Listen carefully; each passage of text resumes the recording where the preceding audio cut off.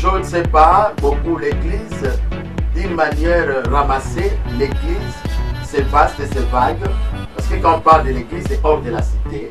Et lors de la cité, il y a plusieurs qui peuvent se créer un hors de la cité.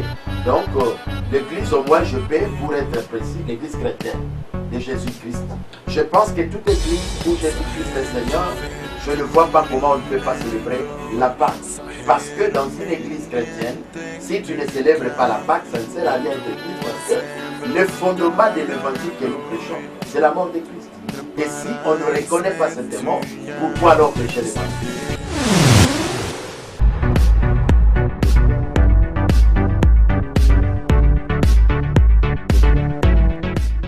Bonjour frères et sœurs, bienvenue dans l'émission Les Temps de l'Excellence. Vous êtes bel et bien branchés dans votre chaîne YouTube Centre des Foi TV. Centre des Foi TV, c'est une chaîne chrétienne de l'Église Assemblée chrétienne Centre des Foi. Centre des Foi, une grande église qui vous parle de la part du Seigneur et qui ne parle que du Seigneur Jésus-Christ. Chez nous, Jésus-Christ est roi et Seigneur comme nous le disons toujours. Et la plus grande nouvelle pour vous, c'est que l'émission d'aujourd'hui sera vouée à la Pâque. Nous sommes déjà pendant la période des Pâques, nous sommes en train de préparer la Pâque. Alors nous voulons que notre connaissance puisse croître sur la Pâque. Qu'est-ce qu'est la Pâque? Nous allons entrer dans les vifs de notre sujet d'ici là. Que Dieu vous bénisse. Merci d'être là si nombreux à nous suivre. Nous sommes avec notre pasteur révérend Faustin Ikaka. Il est déjà sur le plateau avec nous. Je vous demanderai donc de vous tenir prêts avec vos stylos et vous allez écrire tout ce que Dieu va nous parler au travers de cette émission. Une fois de plus, bonjour, et je m'en vais dire bonjour à notre invité, le pasteur Faustin Ikaka. Bonjour pasteur. Bonjour, merci beaucoup. Merci aussi pour ceux qui nous suivent partout se trouvent. Que Dieu vous bénisse. Amen. Merci beaucoup. Nous sommes très heureux de vous avoir comme invité. C'est toujours un plaisir pour nous, pasteur. Merci beaucoup. Moi aussi, je vous remercie parce que vous ne vous fatiguez pas à nous recevoir, surtout dans une émission que nous sommes en train de parler de la part du Seigneur. Vous vous disposez. Que mon Dieu te bénisse. Amen. Merci beaucoup. Chers bien-aimés dans le Seigneur, nous sommes là dans l'émission Les Temps de l'Excellence. Nous parlons aujourd'hui de la Pâque. La Pâque qui est aussi un sujet pertinent parce que beaucoup d'églises qui cherchent à expliquer ce que c'est la Pâque. Alors déjà, de l'entrée de ces jeux, la première question que nous voulons savoir, c'est qu'est-ce que la Pâque selon la Bible? Oui, selon la Bible, la Pâque a plusieurs explications, mais ici, comme c'est une émission, je vais donner d'une manière brève. La Pâque qui veut dire passer outre ou le péché, et qui veut dire ôter, passer, contourner, épargner. Donc c'est ça le terme ou la définition simple de la Pâque. Et d'autres explications, je vais les donner après. Merci beaucoup. Et lorsqu'on parle de la Pâque, vous avez expliqué, vous avez donné la définition, allais-je dire, j'arrive, et son origine, quand on parle de la Pâque, où est-ce qu'est venue la Pâque? La Pâque, d'abord, c'est une fête juive, et la toute première fête des Juifs, parce que, au fait, pour les Juifs, ils commençaient à célébrer la délivrance de leur vie. Et nous savons, tout le monde nous suit, ils savent bien que le peuple d'Israël était en Égypte. Ils ont fait tellement pas mal d'années là-bas. Et en étant en Égypte, ils devraient sortir de l'Égypte. En sortant de l'Égypte, là nous sommes dans le chapitre 12 de Exode, là où on nous dit que Dieu a donné l'ordre après avoir Moïse combattu avec Pharaon. Et il devrait sortir, il devrait partir. Et la 10e plaie, qui était celle de la mort de tout le premier-né des Égyptiens, et là Dieu a ordonné de libérer son peuple. Voilà, il a parlé de péché, ce qui veut dire passer outre, parce que Dieu avait ordonné que l'ange des morts passera. Et lorsqu'il va passer, il va tuer. Sauf que ceux d'Israël avaient une mention, un geste que Dieu a donné comme signe. Il faut mettre du sang, et là, le péché viendra, c'est-à-dire le destructeur passera outre. Et cette délivrance-là, c'était une célébration d'Israël par rapport à la libération de l'Égypte. Ça, c'est vraiment, c'est humain. Ce n'est pas spirituel, c'est un peuple qui est sorti, qui a été délivré. Et nous parlerons aussi d'une délivrance qui est spirituelle, que nous appellerons la Pâque chrétienne. Mais pasteur, ça, vous racontez ça comme une histoire vécue. Quel est le secret? Le secret, c'est la Bible, parce que la Bible est à la portée de tous. Voyez, la Bible, c'est un document exceptionnel que Dieu nous a, il a laissé, il a mis à la disposition des hommes pour qu'on puisse tirer connaissance dans tout. Aujourd'hui, les gens ne veulent pas la méditer, les gens ne veulent pas lire, ils veulent ramasser, et tout ce qu'ils ramassent ne seront jamais profonds. Parce que pour maîtriser la chose, il faut que toi-même tu découvres dans les documents que nous appelons la Bible. Vous avez raison, pasteur, parce que la manière dont vous avez expliqué ça, j'ai comme l'impression que vous avez vécu l'histoire. Revenons sur nos moutons, qui est le sujet du jour. Parlons Pâques. Nous sommes pendant la période de Pâques, vous avez bien expliqué l'origine. Mais si telle est l'origine, alors pourquoi nous, chrétiens, qui vivons le Nouveau Testament, doivent célébrer la Pâque, puisque c'était quelque chose voué aux enfants d'Israël, comme vous venez de le dire, pasteur? Merci beaucoup. Il y a une jonction par rapport à la délivrance. Au fait, si nous fêtons aujourd'hui la Pâque, pour nous, ce n'est pas comme Israël qui a fêté tout simplement parce que le premier-né devrait... Bon, c'est la prophétie aussi. Mais ici, nous fêtons parce que nous avons aussi un premier-né, l'unique fils qui était mort. Et quand il est mort, Jésus, il nous a libérés de l'emprise du malin. Il nous a libérés de l'emprise de Satan. Il nous a libérés de l'emprise du péché. Et voilà pourquoi aujourd'hui, nous sommes dans la joie, parce que nous sommes supplis sous la domination du péché par la mort d'une personne. Et Jésus qui nous a libérés, aujourd'hui nous disons, c'est Jésus qui est notre Pâque. Au Israël, leur Pâque était l'agneau. Juste un animal matériel. Mais nous aujourd'hui, notre agneau pascal, c'est Jésus-Christ. Voilà la plus grande joie. Et la délivrance de la Pâque chrétienne est tellement spirituelle, incarne beaucoup de choses exceptionnelles où, une fois qu'on prend ces choses, nous sommes très bénis. Et si tel est le cas, quel est le rapport avec les pains sans levain? Le pain sans levain, c'est juste une instruction qu'il a donnée. Lorsque vous mangerez, je suis même dans Exode 12 là, il dit, lorsque vous mangerez, il faut le manger avec le pain sans levain. Le pain sans levain, vous voyez, quand le pain a de levure dedans, ça se gonfle, vous voyez. Et ça, c'est l'image de l'état du cœur de chacun. Donc, quand vous vous approchez de la Pâque et vous prendrez le repas ensemble, il faut le faire ou le fêter avec le pain sans levain, c'est-à-dire sans le péché, sans l'iniquité, sans le mal. Donc, au fait, la vie en Christ, c'est une vie de pain sans levain. Et là, au moins, nous sommes agréables à la fête. La vie de Christ, c'est la vie de pain sans levain. Chers bien-aimés dans le Seigneur, je suis heureux de me retrouver sur ce plateau avec l'homme de Dieu, le pasteur Faustin Ikaka. Il y a tout un thème auquel nous sommes en train de tourner et ça nous donne vraiment envie de connaître encore davantage la parole de Dieu. Parce que vous venez de l'expliquer, mais quelle est l'importance de la Pâque? Pourquoi nous chrétiens devons nous vivre, commémorer, allais-je dire, la Pâque? Merci beaucoup, une question importante et pertinente aussi. Vous savez, la Pâque égorge des éléments importants. Et c'est les deux éléments qui font que la Pâque soit Pâque. C'est quoi? C'est la mort d'un côté et la résurrection de l'autre côté. Alors c'est ça même la suffisance de l'évangile de Christ. Au fait, par rapport à la mort c'est là où la puissance de l'évangile de Christ est posée. Si Christ n'était pas mort, notre évangile allait être en vain. Donc voilà pourquoi nous disons, il est mort et aujourd'hui ressuscité. Cet homme qui était mort. Alors la mort de Jésus, vous verrez quand il y a quelqu'un mort ou un membre de la famille est mort, je pense que la souffrance, ce n'est pas la joie. C'est la douleur parce qu'on a perdu l'un de nous. Ça fait très mal. Mais nous aujourd'hui, la mort de Christ, ça ne nous fait pas mal. Au contraire, ça nous réjouit. Tout simplement parce que la mort en soi a des implications. La première implication que je vais parler aujourd'hui, dans la mort de Christ, il y a d'abord l'implication exceptionnelle, c'est l'expiation du péché.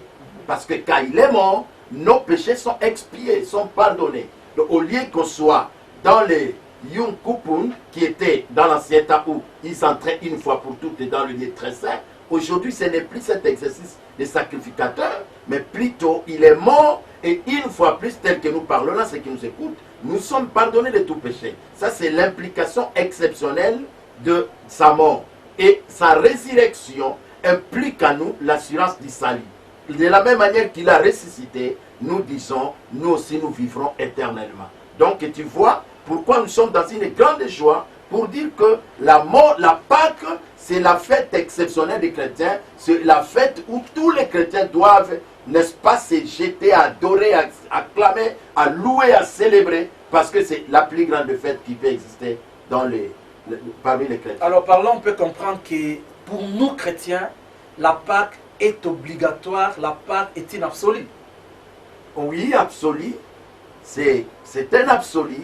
La Pâque, c'est absolu. Au fait, je parle absolu parce que c'est juste emprunté un mot français. Mais au fait, la Pâque, c'est ça même la fête des chrétiens. Parce que nous voyons l'Église s'agiter dans beaucoup de choses. Nous voyons l'Église, même quand on dit la naissance de Jésus, parce que Jésus est mort tout simplement parce qu'il était né. Vous voyez ça? Et les gens se créent des problèmes sur la nativité. Oh, pourquoi la date et pourquoi ceci? Ce sont des distractions inutiles. Parce que si nous ne voulons pas parler de Noël, et alors ne parlons pas de la Pâque. Parce que la Pâque ne peut intervenir que par celui qui est né et qui est vivant, qui alors est mort. Alors si nous acceptons que le Christ était mort, c'est-à-dire un jour il était né.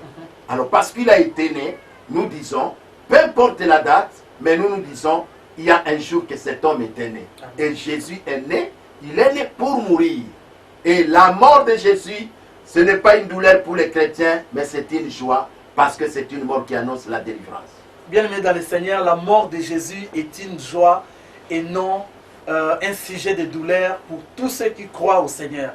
Mais là encore, ça nous laisse à poser une question, puisque lorsque quelqu'un est mort, normalement nous devons éprouver la douleur, nous devons éprouver ces manques que la personne cause dans nos cœurs. Mais comment est-ce que la mort de Jésus peut susciter la joie au lieu de pleurer? Oui, la mort de Jésus suscite la joie, tout simplement parce que nous avons été tous perdus, errants, chacun dans son coin avec la mort. Alors, la mort qui a été pour nous les humains, le Christ est venu, il a récupéré cette mort et il nous a donné la vie. Il nous a pardonné de tout péché. Et c'est pourquoi aujourd'hui on dit, même si vos péchés sont rouges comme du cramoisi, le Dieu, le Jésus est capable de les rendre blancs comme la neige. Et si nous confessons nos péchés, il est juste et fidèle pour nous pardonner. C'est-à-dire, la mort de Christ a expié la force du péché. Et aujourd'hui, nous sommes pris dans le péché parce que Jésus est mort et nous sommes pardonnés de tout péché. C'est pourquoi j'interviens à dire à mes frères et sœurs partout se trouvent, même si tu avais commis tel ou tel péché et que tu t'es repenti, tu as crié en Christ, tu as mis point à ça, il ne faut plus marcher dans la culpabilité. Sachez-le que Jésus-Christ est la Pâque. Jésus-Christ, par sa mort, il est venu pour nous pardonner de tout péché. Et parce qu'il était mort, nos péchés sont pardonnés. Amen. Parce que Jésus-Christ était mort, nos péchés sont pardonnés. Bien-aimés dans le Seigneur, vous êtes bien branchés dans cette émission, Les Temps de l'Excellence, dans votre chaîne Centre de Foi TV, une chaîne de l'Église Assemblée Chrétienne Centre de Foi. Je m'en vais encore revenir, je vais revenir en arrière, parce que je n'en dirai pas plus que ce sujet de la Pâque, parlons Pâque, c'est un sujet vraiment pertinent. Pasteur, quand on compare l'origine de la Pâque, vous avez bien expliqué, la Pâque c'était au temps de Moïse, Dieu devrait tuer tous les premiers-nés, et puis ils étaient avertis par un ange afin d'égorger l'agneau et de répandre le sang sur les lintons et tout. Je comprends l'histoire, mais qu'est-ce que cet agneau que les enfants d'Israël ont égorgé peut représenter en ces temps ici pour nous les chrétiens du Nouveau Testament, et qu'est-ce que ce sang-là peut représenter, et encore qu'est-ce que les premiers-nés qui devraient mourir dans les camps des Égyptiens représentent pour ces temps ici, nous qui sommes chrétiens. Merci. Quand nous prenons le chapitre 12 d'Exode, littéralement, c'est ce que nous avons raconté par rapport à Israël, mais spirituellement, prophétiquement, c'est ce que nous vivons. Et le premier-né, ça n'est autre que ce que Ésaïe a dit dans le chapitre 5, verset 9. Un enfant nous est né, un fils nous est donné, et la domination reposera sur son épaule. Voyez, on l'appellera conseiller admirable, Père éternel, tout ça. Là, on parlait de la personne de Jésus, parce que Ésaïe, c'est un prophète messianique. Alors, il a parlé de Messie, Jésus-Christ. Ce nouveau-né, là, c'est la personne de Jésus. Et cet agneau, c'est la personne de Jésus. L'agneau pascal, l'agneau qui a été immolé pour libérer le peuple d'Israël. Cet agneau-là, c'est notre agneau aujourd'hui, c'est Jésus-Christ qui est mort et que par sa mort, nous sommes délivrés. Donc c'est comme ça, c'est-à-dire, on fait prophétiquement, Exode 12, c'est la réponse de l'actualité de l'Église aujourd'hui. C'est-à-dire, on a annoncé les événements, ce qui viendra. Cet agneau, on a voulu seulement dire, le Christ viendra et il va subir à la place des hommes la souffrance que pouvaient connaître les hommes, mais c'est le Christ maintenant qui subit et il devient un bouc Azazel. Là, au moins, je suis dans l'esprit du tabernacle. Il y a quand il venait avec des animaux, des bêtes, des boucs, et on nous dit quoi? Quand ils sont entrés, ils imposaient leurs mains dans le bouc, ils transmettaient ces boucs-là tout le péché, et on prenait le bouc, on l'amenait très loin dans la forêt, il était considéré comme bouc Azazel. Donc c'est lui qui porte tout le péché des gens, et à ce temps-là, les gens étaient pardonnés. Voyez, mais malheureusement, les boucs Azazel, littéralement, ne pouvaient pas avoir le pouvoir de faire partir le péché totalement. Et notre bouc Azazel aujourd'hui, c'est Jésus. C'est cet agneau pascal. C'est Jésus qui est venu, qui a pris le péché de l'homme, et il est parti trop loin, qui est l'image de la croix à Golgotha. Il est entré mourir avec tous les péchés de l'humanité. Et aujourd'hui, nous Congolais, nous Africains, nous Européens, qui n'avaient même pas le pouvoir ni le monopole de parler de Dieu, nous aujourd'hui nous parlons. Or c'était quelque chose qui était spécifique pour Israël. Mais aujourd'hui, nous parlons de Jésus, tous nous parlons de Dieu, nous ouvrons la Bible et nous prêchons, tout simplement parce qu'il y a quelqu'un qui est mort et qui nous a libérés, dont le voile était déchiré. De haut en bas, il n'y a plus d'obstacle et nous sommes entrés dans le lieu saint sans obstacle par la mort de Jésus. Il y a quelqu'un qui est mort et ressuscité. Il y a quelqu'un qui est mort pour ton péché, pour mon péché. Pasteur, j'aimerais savoir, que pouvez-vous dire des églises qui ne célèbrent pas la Pâque? Je ne sais pas, beaucoup l'église, d'une manière ramassée, l'église, c'est vaste et c'est vague, parce que quand on parle de l'église, c'est hors de la cité. Et lors de la cité, il y a plusieurs qui peuvent se créer un hors de la cité. Donc, l'église, au moins, je peux, pour être précis, l'église chrétienne de Jésus-Christ. Je pense que toute église où Jésus-Christ est Seigneur, je ne vois pas comment on ne peut pas célébrer la Pâque. Parce que dans une église chrétienne, si tu ne célèbres pas la Pâque, ça ne sert à rien d'être église, parce que le fondement de l'évangile que nous prêchons, c'est la mort de Christ. Et si on ne reconnaît pas cette mort, pourquoi alors prêcher l'évangile? Donc, pour l'église d'une manière générale, ce n'est que normal. Hors des cités, il y a beaucoup de dénominations, mais ici je parle de l'église chrétienne, l'église de Jésus-Christ. Là, toutes les églises de Jésus sont obligées de fêter. Mais pasteur, il y a une chose, c'est que lorsque nous parlons de la Pâque, vous avez très bien expliqué, la Pâque doit être fêtée puisque Jésus nous a ramenés à la vie, nous qui étions pécheurs. Mais je me pose la question, chers bien-aimés dans le Seigneur, vous qui nous suivez dans cette émission, les temps de l'excellence. Lorsque nous sommes pendant la période de Noël, il y a des cartes de vœux qui sont envoyées par-ci, par-là. Il y a des fêtes que les églises s'organisent. Il y a même des veillées que les églises s'organisent et vous sentez que vous êtes dans la fête. Mais c'est quand même différent de la Pâque. Alors que lorsque nous sommes en train de suivre vos explications, ça montre clairement que la Pâque a aussi une connotation aussi différente de Noël. Pourquoi est-ce que la Pâque n'est pas célébrée comme Noël? Oh oui, la première des choses, l'insuffisance de l'information.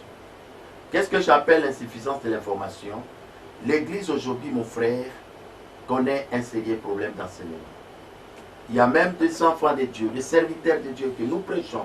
On a fait autant d'années à l'Église, mais avec un vide. Ou alors on est enseigné et très mal enseigné. On ne comprend pas les Écritures, on ne sait pas comment exploiter la Bible et démontrer. En principe, s'il y avait un enseignement, et l'enseignement à l'Église, comme dit Actes des Apôtres, chapitre 2, verset 42, il dit qu'il persévérait dans l'enseignement. Si l'Église avait l'enseignement, et vous verrez que la Pâque prendra la connotation réelle. Et on va festoyer. Même les jours de la Pentecôte, voyez, pour anticiper un peu, les jours de la Pentecôte, les gens venaient célébrer la Pentecôte quand et comment les calculs de Pentecôte. On ne peut pas voir Pentecôte si on n'a pas calculé de la mort à la résurrection. Vous voyez ça? C'est-à-dire, il faut d'abord comprendre qu'il y a la mort et il a ressuscité. Et après la résurrection, il est monté. Et on dit 50 jours après. Pentecôte. Donc, 50e jour. Donc là, il descend. Le Saint-Esprit descend. Vous voyez ça? Donc, on ne peut pas compter les 50e jour. C'est par rapport à la mort et à la résurrection. Donc, vous voyez qu'aujourd'hui, sincèrement, l'Église souffre d'enseignement. C'est pourquoi vous verrez aujourd'hui, beaucoup d'enfants de Dieu viennent dans les églises, n'ont pas le temps suffisant de méditer. Et pour méditer, il doit écouter tel pasteur a prêché. Là, il prend la Bible, il vérifie ce que le pasteur seulement a prêché. Il y prend parce qu'aujourd'hui, les réseaux sociaux, aujourd'hui, la télévision, aujourd'hui, il y a des ondes, les gens reçoivent des messages dispensés par là, et l'église est totalement désorientée. Et les gens qui n'ont pas aussi la maturité de l'évangile, quand ils écoutent, ils veulent aussi brandir que ce que j'ai écouté, c'est vrai. Et quand c'est lui qui lit, écoute ça, mais ça n'existe même pas dans la Bible. Donc, voilà pourquoi un homme, j'aimais sa réflexion. Il a dit, lorsque vous prêchez, pasteur, et que l'église acclame, l'église saute, ne te rassure pas. Parce que l'église acclame tout simplement, parce que ces membres-là ne connaissent pas. Mais quand est-ce que tu peux être content? C'est lorsque les gens qui connaissent t'acclament. Mais celui qui ne connaît pas si t'acclame, tu n'as rien gagné. Donc c'est ça le problème. Et vous verrez que dans les églises, nous sautons, nous acclamons, parce que ces gens-là ne savent rien. Et les gens qui connaissent, ou soit dans des grandes conférences des hommes de Dieu, quand on t'acclame, là tu diras que oui, ce que je donne est réel. Donc aujourd'hui, l'église est dans l'insuffisance totale de l'enseignement. C'est pourquoi la Pâque est minimisée. Et nous disons aujourd'hui, les enfants de Dieu, la Pâque c'est une fête vraiment qu'il faut fêter, qu'il faut engager même le dépense pour dire que Seigneur, je te loue, pour t'adorer, te célébrer. Parce que ça au moins, une reconnaissance, et sinon, notre évangile devrait être faible, salamon. Donc, bien-aimés dans le Seigneur, vous qui nous suivez dans cette émission, Les Temps de l'Excellence, nous sommes branchés dans notre chaîne YouTube, Centre de Foi TV. Le pasteur vient de le dire, la Pâque doit être fêtée, la Pâque doit connaître aussi son expansion et la Pâque doit être témoignée de la même valeur que Noël. Pasteur, il y a une question, est-ce que la Pâque, c'est vraiment une prédication aussi d'actualité? Parce qu'actuellement, nous sommes en train de voir toutes ces histoires, je n'en dirai pas plus, les signes précurseurs du retour de Jésus. Mais est-ce que la Pâque est vraiment une prédication d'actualité en ces temps de la fin? Oui, mais parce que la Pâque, au fait, c'est quoi? Ce n'est pas maintenant, c'est la Pâque. Non, la Pâque a un aspect commémoratif. Quand vous commémorez, c'est-à-dire vous vous souvenez de quelque chose qui était passé. Vous voyez ça? Alors, ces temps ici, pour que tu sois efficace, il faut commémorer, se souvenir de quelqu'un qui a fait quelque chose pour toi. Vous savez pourquoi aujourd'hui les gens sont en train de souffrir de manque de la reconnaissance? La reconnaissance à ce niveau-là aussi. Les gens, tu peux tout faire. C'est pourquoi moi j'enseigne aux gens. Ne nous fatiguons pas à aider les gens. Aidons les gens, mais n'attendons pas toujours des acclamations à ces gens. Sinon tu seras scandalisé. Et ça c'est que Jésus fit. Beaucoup de gens aujourd'hui que Jésus est en train d'aider, de bénir, mais ne se souviennent pas de ce que Jésus a fait.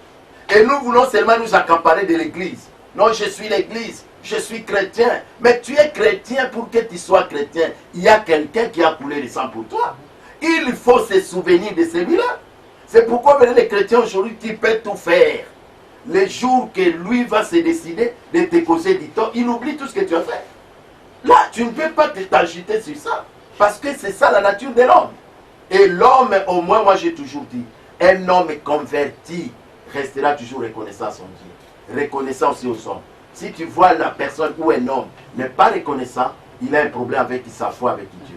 Donc ici, je vais dire quoi? Si l'église n'est pas reconnaissante à ce que Jésus a fait, en fêtant la Pâque, c'est-à-dire l'église elle-même a un problème. Parce qu'il faut que l'église se souvienne de ce que Jésus a fait pour nous. Nous disons non, nous commémorons parce que cet homme est mort. Qui pouvait me pardonner moi?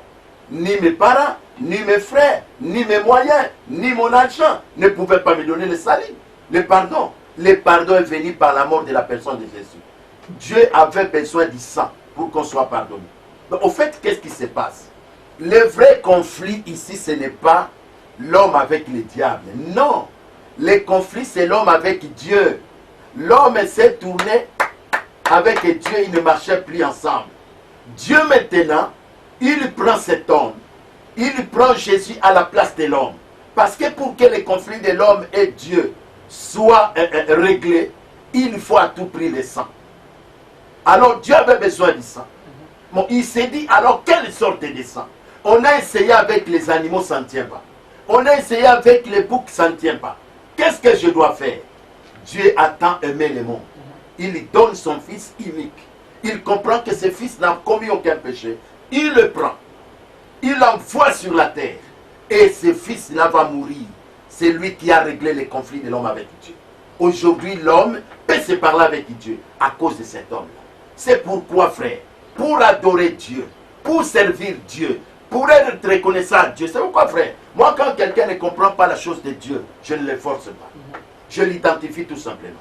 Parce que la chose de Dieu, on ne force pas.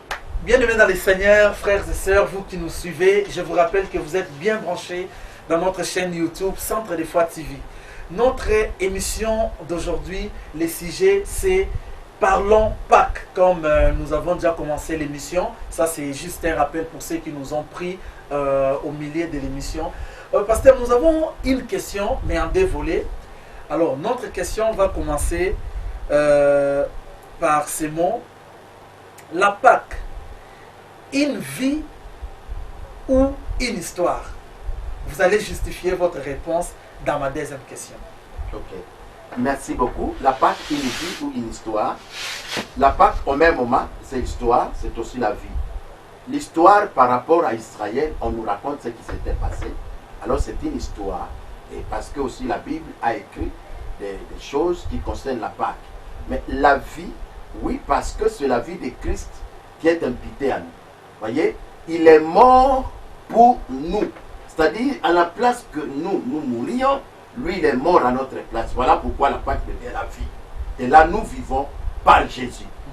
Voilà, parce qu'il est mort et nous vivons par lui. Et ça devient une vie. Quelqu'un a dit, l'adoration, désormais, c'est une vie de tous les jours. Un chrétien doit vivre l'adoration. Un chrétien doit d'abord changer sa vie pour vivre l'adoration avant d'aller adorer Dieu par son offrande, par ses paroles ou par sa prière. J'aimerais poser la même question sous cet angle-là. La Pâque, est-ce que c'est une vie de tous les jours qu'un chrétien doit vivre, ou la Pâque, c'est une histoire juste qu'un chrétien doit méditer afin de raconter? Oui, pourquoi on nous parle de la commémoration? Parce que c'est toute une vie. Nous devons vivre la Pâque. La Pâque, au fait, ici, c'est quoi? C'est une délivrance. C'est une bénédiction.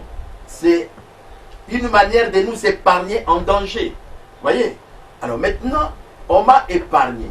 Pourquoi je dois commémorer régulièrement? Pour que l'événement reste gravé dans mon cœur. Et lorsque l'événement reste gravé dans mon cœur, ça devient toute une vie. Et cette vie-là, je commence à la soigner, à bien arranger, à bien harmoniser. Parce que, en dehors de ça, je n'ai pas autre vie. Et voyez aujourd'hui, il est aberrant de voir un enfant de Dieu parler de Dieu, vivre dans le péché, frère. Quelle honte, quelle humiliation. Et les gens croient qu'en vivant dans le péché, ils évoluent. Mais c'est la mort. Ils n'évoluent pas. Le péché n'amènera pas quelqu'un à monter. il sera qu'un homme des explications, un homme de défense, un homme sans l'onction de Dieu. Le péché a comme salaire la mort. Or, Jésus est mort pour donner la vie aux hommes. Et aujourd'hui, par la mort, par la Pâque, nous avons la vie. Donc, la vie d'hypocrisie, la vie du péché, la vie d'iniquité doit être loin de nous. Parce que nous sommes devenus de Christ, le Saint de Dieu. Et si nous prenons ça comme tel, c'est ça un chrétien. Chrétien, ce n'est pas une expression. Chrétien, ce n'est pas présenter aux gens, je prie. Chrétien, ce n'est pas dire, je prêche. Chrétien, ce n'est pas dire, je fais des émissions. Non, chrétien, c'est le cœur. C'est Jésus qui gagne le cœur. Et là où tu sentais que la chose est importante pour toi, tu dis non, ce n'est plus important, c'est que Paul a dit. Ce qui a été gain utile pour moi, je le trouve aujourd'hui. Mais moins gain, moins important. C'est ça un chrétien. Et c'est ça la Pâque. Donc que les gens s'écartent du péché. Merci beaucoup. Mais je m'aurais quand même bien aimé dans le Seigneur poser une question qui aussi se lie à la Pâque. Est-ce qu'il y a-t-il une relation entre la Pâque et la Sainte Seine? En fait, la Pâque, en soi, c'est une délivrance que Dieu nous a faite. Et la Pâque entre dans la doctrine biblique. La Sainte Seine, c'est une célébration de la commémoration, bien sûr, où nous nous souvenons toujours de l'événement, mais avec un pain sur la table, où nous mangeons, nous partageons. À cette occasion, voilà, quand il y a une fête, on a toujours l'habitude de prendre quelque chose ensemble. Voilà, la Sainte Seine vient intervenir, la Sainte Seine. La Sainte Seine. Donc, un repas sain, ça veut dire repas. Un repas sain. Nous mangeons, nous commémorons la Pâque en mangeant quelque chose. Donc, au fait, s'il faut les classifier les deux, la Pâque, c'est une doctrine biblique. Et la Sainte Seine, ce n'est pas une doctrine en soi, mais c'est un sacrement que le Seigneur a laissé. Mais ça marche ensemble par rapport à la célébration. Merci beaucoup, pasteur. Et avant de clôturer, puisqu'on nous fait déjà signe que nous sommes presque à la fin, bien aimés dans le Seigneur, je vous rappelle que vous êtes bien branchés dans la chaîne YouTube Centre des Foi TV, notre émission Les Temps de l'Excellence. Pasteur, il y a une question que je vais vous donner l'occasion face à notre caméra de vous défendre, mais en même temps de parler à tous les enfants de Dieu qui vous suivent en ce moment ici. En cette période de confinement, parlez-nous de la Pâque en cette période de confinement. Quelle est l'attitude à prendre en cette période où la maladie à virus corona est en train de ravager et que tout le monde est confiné dans la maison? Parlons de la Pâque en cette période de confinement. Si je parle au monde qui m'écoute, écoute bien. Tout le monde aujourd'hui, nous sommes devenus comme des prisonniers. Nous sommes confinés et comme des prisonniers à cause d'un virus qu'on appelle Corona. Et ce virus est en train de créer de terreur dans le monde entier. Et nous disons, quelle attitude par rapport à la Pâque? Vous savez, ça tombe bien. La Pâque était pendant qu'Israël aussi était esclave en Égypte. Crois-moi, le monde devient esclave par rapport au coronavirus. Corona a imposé sa discipline, a imposé sa loi, que les gens ne travaillent pas, les églises soient suspendues, les écoles soient fermées, les universités fermées. Ça, c'est l'autorité du coronavirus qui a pris l'humanité en otage. Ah là, nous devons changer l'attitude. Voilà, je parle de quelqu'un qui est mort pour libérer les gens de cette emprise. Donc l'attitude, croyons en Jésus. Il a la capacité de délivrer le monde de cette emprise, de cette force de Corona. Et c'est pourquoi je dis, la force que le monde a donnée au Corona, ça dépasse l'attendement. Mais nous disons, il y a un homme à qui nous pouvons chercher, nous pouvons rester, bien que confinés dans nos maisons, adorer, célébrer, capable de nous délivrer, de ôter ce virus de nous épargner de ce virus, c'est la personne de Jésus. Si tu peux croire à cet homme, ça sera une grande bénédiction pour toi. Accrochons-nous à lui, parce que le monde nous a déçus, parce que les puissants nous ont déçus, parce que les intellectuels nous ont déçus. Il y a maintenant Corona qui fait la loi, mais je sais, en dehors du coronavirus, il y a quelqu'un qui est au-dessus de ce corona, c'est Jésus. Observons la Pâque, nous allons témoigner la puissance de Jésus. Observons la Pâque, nous allons témoigner la puissance de Jésus. En ce moment, nous arrêtons notre émission. Nous vous disons grandement merci, vous qui étiez branchés, vous étiez nombreux à nous suivre dans notre chaîne YouTube Centre des Foi TV, dans cette émission Les temps de l'excellence. À très très bientôt, portez-vous bien et que Dieu vous bénisse. Que pouvez-vous dire des églises qui ne célèbrent pas la Pâque?